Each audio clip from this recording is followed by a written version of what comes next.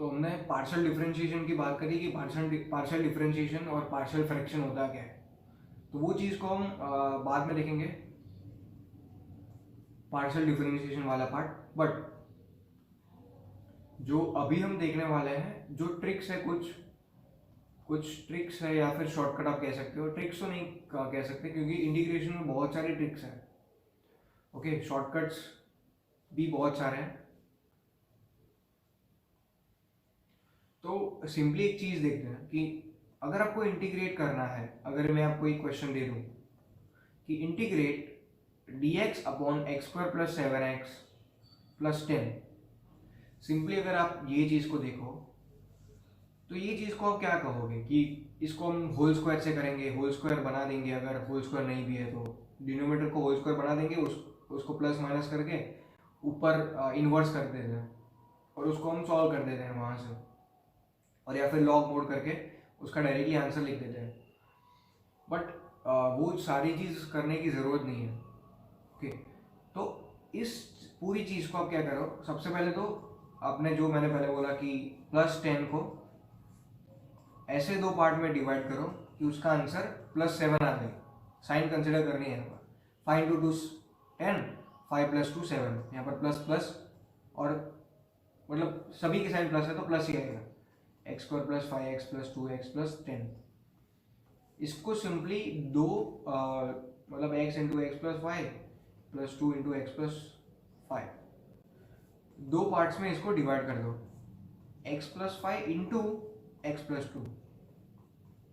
ये पूरे quadratic equation को हमने क्या कर दिया, दो पार्ट के मल्टीप्लिकेशन में उसको x के मल्टीप्लिकेशन में ला दिया, मतलब उसको सिंप्लीफाई किया। सिर्फ आप ऐसे सोचो कि इसको सिर्फ सिंप्लीफाई किया। ऊपर अभी आपको एक दिख रहा होगा कि आप ऐसे करो कि x plus 5 minus x plus 2, मतलब माइनस एक्स माइनस 2, तो एक्स एक्स कैंसर और 5 माइनस 2 3 1/3 से डिवाइड कर लिया। वैसे भी आप कर सकते हो, बट इसकी एक सिंपल मेथड जो मैं आपको अभी बताना चाहता हूँ कि शॉर्टकट कौन सा है, तो मैं ये चीज़ कहना चाहता था कि इन दोनों का मतलब x के बाद जो भी है, अगर x के टर्म्स में है तो ही ये चीज़ एप्लीकेबल होगी। ये दोनों टर्म आपकी सेम होनी चाहिए, वहाँ पर ही ये चीज़ एप्लीकेबल होगी। कौन सी बात है ये, तो अगर डिनोमिनेटर में है वो भी चीज़ आपको याद रखनी है, और उसके आगे x वाला जो पार्ट है वो ये दोनों सेम होने चाहिए। तो एक ट्रिक कौन सी है, 1 अपॉन डिफरेंस इनटू 1 अपॉन छोटा या बड़ा, मतलब स्मॉल जो है माइनस 1 अपॉन बिग। अभी स्मॉल और बिग से मेरा क्या मतलब है, तो स्मॉल और बिग से मेरा मतलब ये है कि इन दोनों में आप देखो कि वैल्यूज किसकी बड़ी होगी। आप इधर वैसे देख सकते हो कि x प्लस 2 और x प्लस 5 में किसकी वैल्यू सबसे ज़्यादा होगी। ऑब्वियसली x प्लस 2 की सबसे कम होगी और x प्लस 5 की सबसे ज़्यादा होगी वैल्यू।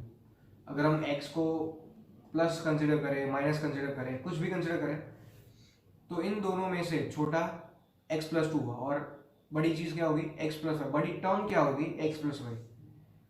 तो 1 अपॉन डिफरेंस किसका, ये दोनों कांस्टेंट जो है प्लस करके या फिर माइनस करके जो भी है, इन दोनों का डिफरेंस विथ देयर साइंस, मतलब प्लस 5 माइनस प्लस 2, इधर प्लस प्लस साइन है और उसका डिफरेंस, मैंने बोला ये डिफरेंस वाला पार्ट क्या हो गया आपके पास 3 और साइन प्लस कंसिडर करने। तो इस चीज को आप simply 1/3 into 1 upon x plus 2 into मतलब माइनस 1 अपॉन एक्स प्लस 5 लिख सकते हो। आपके पास ट्रिक होगी, अगर आपके पास ये है तो इसको डायरेक्टली इसमें कन्वर्ट करके आप डायरेक्टली इसको इधर लिख सकते हो। एक चीज आपको पता चल गई आपको, अगर मैं आपको सिंप्लीफाई करके भी दिखाऊं, x plus 5 minus x minus 2, मतलब ऊपर आपने एडिशन करके सब्ट्रैक्ट कर लिया न्यूमरेटर को और 1/3 से मल्टीप्लाई करके, मतलब यहाँ ऊपर 3 आ गया, x plus 5 minus x minus 2 और 3 कैंसिल तो 1 आ गया, तो सेम चीज़ होगी। बट अगर आपके पास कोई बड़ी चीज़ है या फिर x का कोएफिशिएंट कोई अलग है, कोई डिफरेंट है, और यहाँ पर भी ये दोनों टर्म सेम है और यहाँ पर कोई अलग अलग टर्म है, तो उस चीज़ को आप यूज़ कर सकते हो। ये मैंने एक चीज़ बताई कि आप डायरेक्टली उसके फॉर्म में लिख के इंटीग्रेट कर सकते हो। ओके, तो ये एक शॉर्टकट था। दूसरी कौन सी चीज़ हमारे पास है? दूसरी चीज़ है कि अगर एक नोट है, if factor of given polynomial is not possible,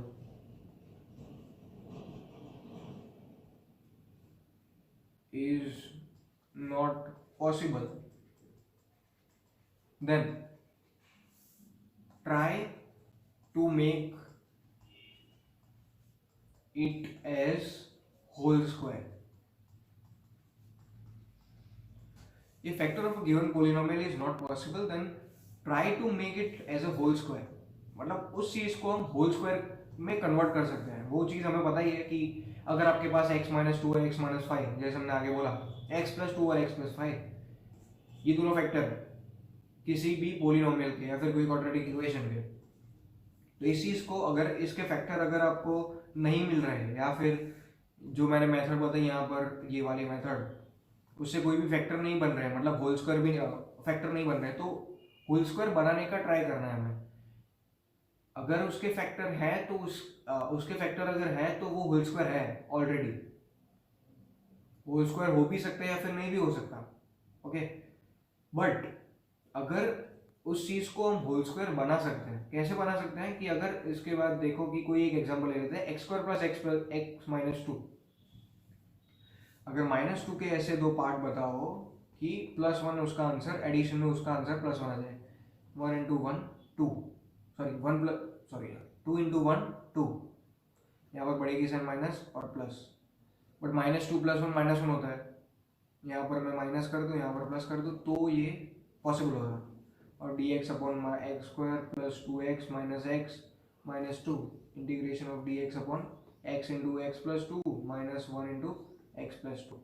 इसके भी दो फैक्टर मिल रहे हैं आपको। बट अगर इस चीज़ के ऐसे कई सारे एग्जांपल्स होंगे जिसमें आपको उसका जो डिनोमिनेटर में जो क्वाड्रेटिक या फिर पॉलिनोमियल है उसके फैक्टर्स नहीं मिलेंगे, तो उस केस में आप क्या कर सकते हो, होल स्क्वायर बना सकते हो।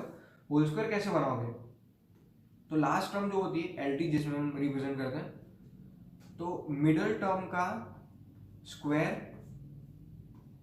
अपॉन 4 इंटू फर्स्ट टर्म, इस फॉर्मूले को आप यूज कर सकते हो। ये फॉर्मूला हम बहुत मतलब 6-7 में पढ़ते रहे, ये फॉर्मूला कि लास्ट टर्म जो होती है, अगर वो लास्ट टर्म आपकी रॉन्ग आ गई, मतलब उसके कोई फैक्टर नहीं बन रहे पॉलिनोमियल के, तो वो आपको बताइए कि लास्ट टर्म कौन सी होती है, मिडल टर्म का square upon 4 into first term, जो भी कोई है। फर्स्ट टर्म मीन्स जो भी सबसे ज्यादा पावर, एन मतलब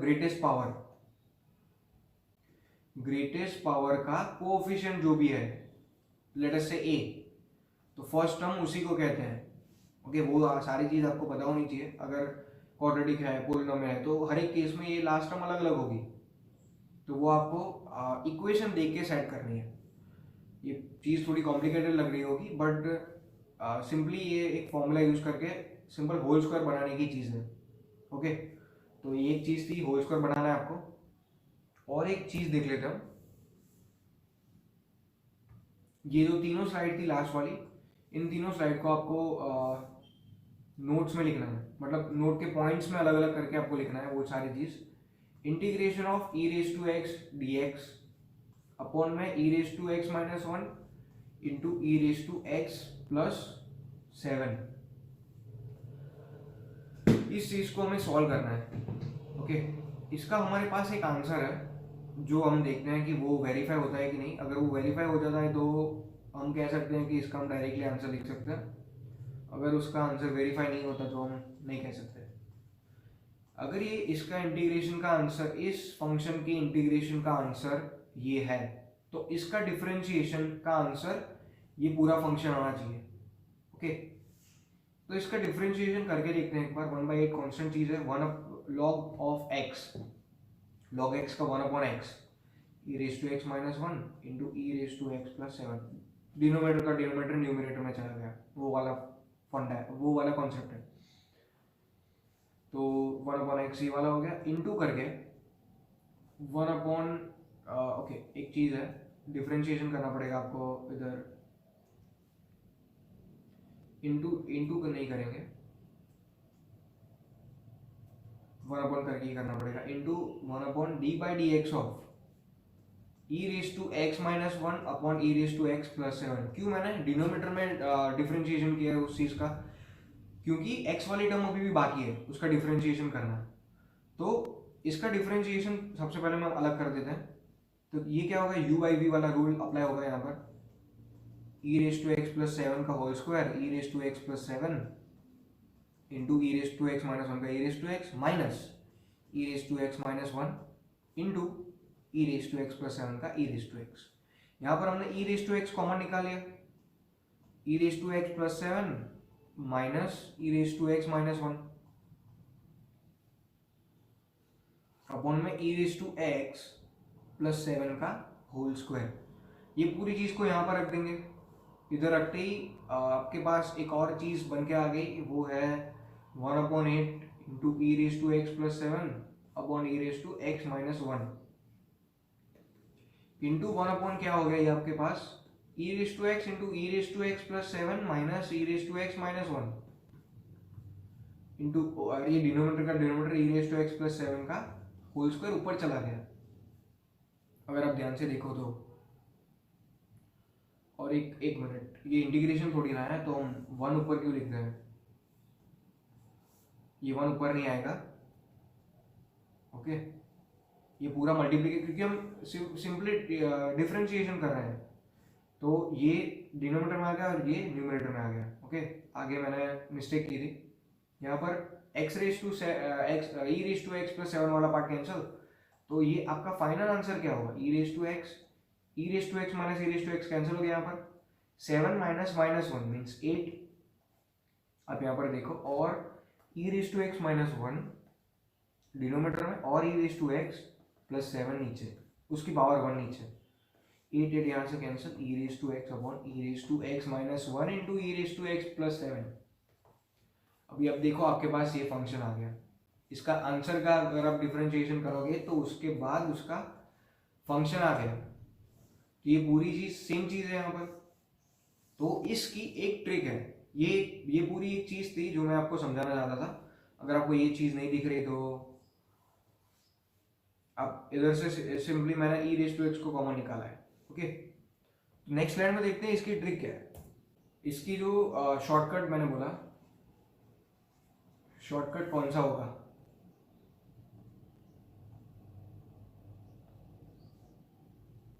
ओके। इसका शॉर्टकट क्या होगा कि हमने क्या किया, integration of e⁻x upon e⁻x-1 into e⁻x+7 किया। ये क्वेश्चन नहीं, e⁻x+7 था यहाँ, ओके। ये वाला आपके पास क्वेश्चन था और उसका जो आंसर है उसका डिफरेंशिएशन करके हमने फंक्शन ला दिया। तो इसकी ट्रिक कौन सी है, अगर आपको ऐसा कोई फॉर्म दिख जाए, मैं आपको फॉर्म बता देता हूँ कि फॉर्म कौन सा है, e⁻x upon e⁻x-a into e⁻x minus और प्लस, आप प्लस लिख सकते हो, यहाँ पर प्लस लिख दो तो हर एक के लिए आपको वैलिड होगा। सिर्फ आपको a की जगह -1 लिखना है और b की जगह +7 लिखना है। वो चीज़ आप साइन कन्वेंशन आप ध्यान में रखो, और वो क्या होता है तो आपको पता होना चाहिए।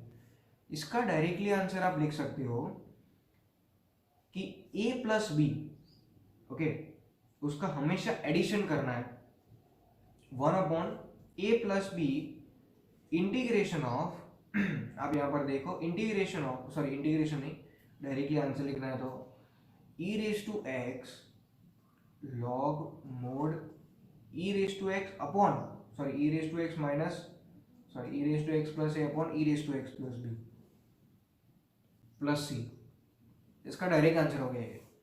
और एक और चीज यहाँ पर नोट करके लिखनी है आपको कि जो a प्लस बी है हमेशा उसका एडिशन करो, उसमें साइन कन्वेंशन लागू नहीं होता, मतलब एप्लीकेबल नहीं है।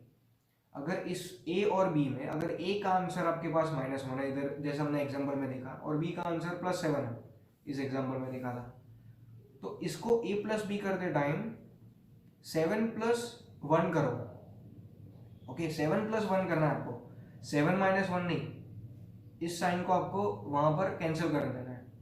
तो ये a प्लस बी 8 हो गया, तो ये इसका आंसर 1/8 लॉग मोड e⁻x, और यहाँ पर जो है a की जगह -a लिख देना है, जो भी कोई कन्वेंशन का यूज लॉग के अंदर करना है।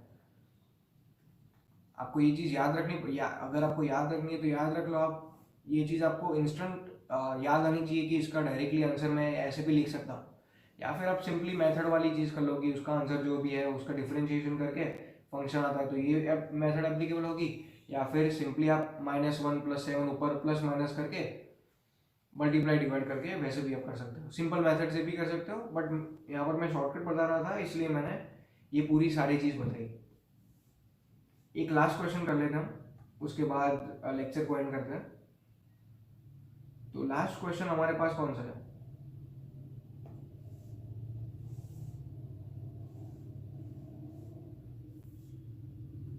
लास्ट एग्जाम्पल लेक्चर नंबर 4 का कौन सा है हमारे पास? Integration of sin 2x upon sin raised to 4x - 1 with respect to dx। अभी आप ध्यान से देखो कि कुछ तो दिख रहा होगा आपको, मुझे तो दिख रहा है एक चीज़ की, इसको मैं ऐसे लिख सकता हूँ sin² x अपॉन उसका होल स्क्वायर, शायद -1 का होल स्क्वायर, और यहाँ पर sin 2x है। इस चीज़ को मैं ऐसे भी लिख सकता हूँ, सेम चीज़ हुई। तो ये a² - b² वाला पार्ट हुआ, तो इसको मैं क्या लिख सकता हूँ further, a + b into a - b, इसका होल जो उसका आंसर आएगा a + b और a - b के टर्म्स में आएगा विद रिस्पेक्ट टू dx। अगर मैं ये चीज़ देखूँ तो अभी मैं sin square x को मैं t कंसिडर करता हूँ, तो 2 sin x cos x dx आ जाएगा इक्वल्स टू dt होगा, और 2 sin x cos x को मैं sin 2x भी लिख सकता हूँ, sin 2x with respect to dx equals to dt। ये मैंने सिर्फ sin² x को t पुट किया, तो इधर देखो कि ये पूरा जो न्यूमरेटर वाला पार्ट है वो dt में कन्वर्ट हो गया, मतलब पूरा जो लिमिट थी विद रिस्पेक्ट टू dx की जगह विद रिस्पेक्ट टू dt होगी, dt में कन्वर्ट होगी। sin² x को हम t लिख देते हैं यहाँ पर, t + 1 into t - 1, a + b into a - b, तो a² - b², t² - 1², तो इसको हम log mod t² - 1 लिख सकते हैं। अभी हम t को कन्वर्ट कर देंगे x के फॉर्म में, तो log mod sin raised to 4x - 1 + c, ये आपका आंसर हो गया। ओके, तो लास्ट एग्जांपल था ये, तो अभी इस लेक्चर का ये लास्ट एग्जांपल, तो नेक्स्ट लेक्चर से हम स्टार्ट करेंगे पार्शियल डिफरेंशिएशन या फिर पार्शियल फ्रैक्शन, जो मैंने आगे वाली स्लाइड्स में बताया था कि पार्शियल फ्रैक्शन होता क्या है। ओके, तो इस लेक्चर के लिए इतना ही सिर्फ।